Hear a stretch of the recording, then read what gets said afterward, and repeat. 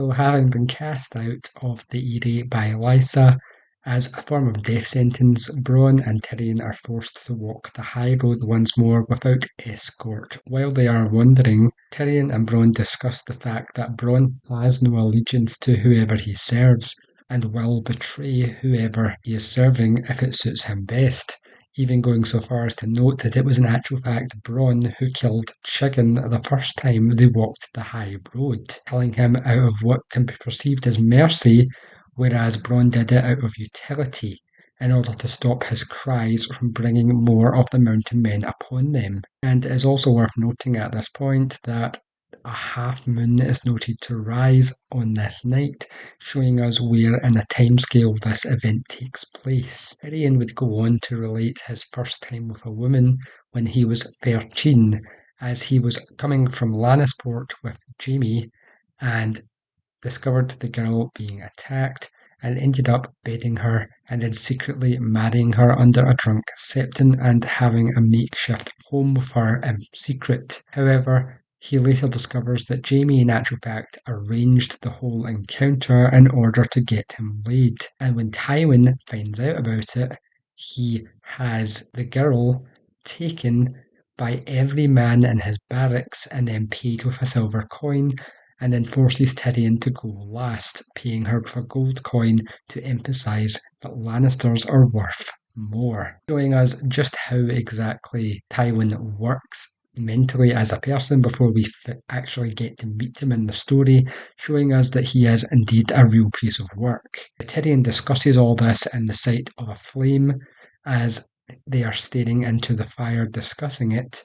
and he even turns away to face the darkness of night at certain points during the story, which gives us some symbolism between the different means by which magical beings appear to view people. The darkness, as noted by the use of darkness to awaken the third eye, and also the flames, which we are notably seen to have been used by the fire cult in order to observe things, much like Melisandre can witness things in her flames.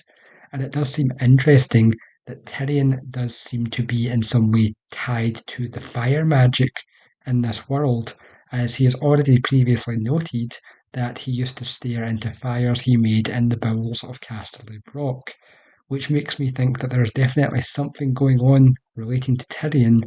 which the fire cult are plotting. And this makes it even more interesting where, following this conversation, Tyrion would have a dream, and remember that dreams in this world are supposedly meant to be symbolic and prophetic, and in this dream, Tyrion takes the place of Mord the jailer, and in Tyrion's place in the jail cell is Tywin, with Tyrion whipping Tywin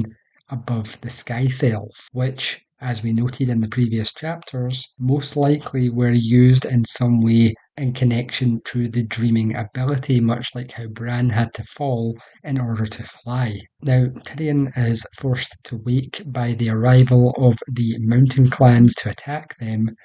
and we get introduced to Gunther, son of Gurn, who is a member of the Stone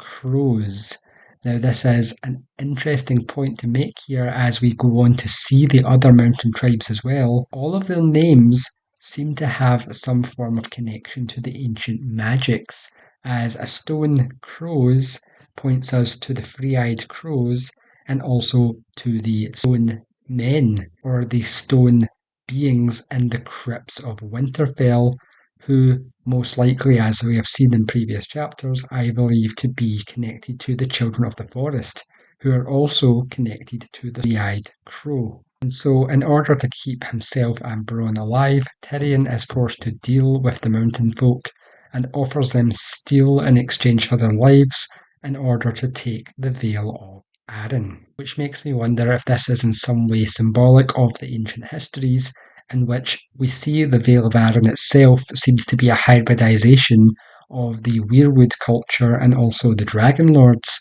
So is it possible here that we have Tyrion, who, after staring into the flames, is representative of the fire cult people, is making a deal with the nature-loving stone crow people of the land in order to offer them the Vale of Arryn? It makes me think that the classical historical interpretation of this is that the Dragon Lords in the ancient times came to the Vale and united with the Children of the Forest, and it's entirely possible that the ancient tales of Bran the Builder and his love and the duel with his brother all stem from this one location as a focal point. Remember, the castles of the Eyrie were stone, snow, and sky. So this is the origin of Bran the Builder as a bastard, stealing the wife of his brother, hence the kinslaying mythos,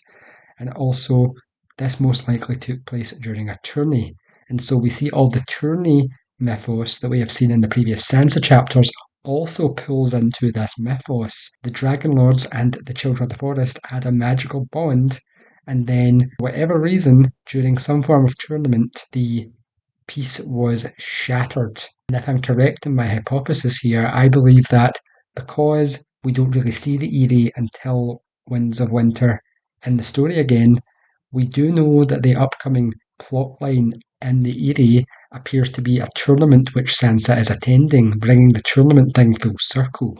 So it seems incredibly likely that there is going to be more of these connections mingled in Winds of Winter.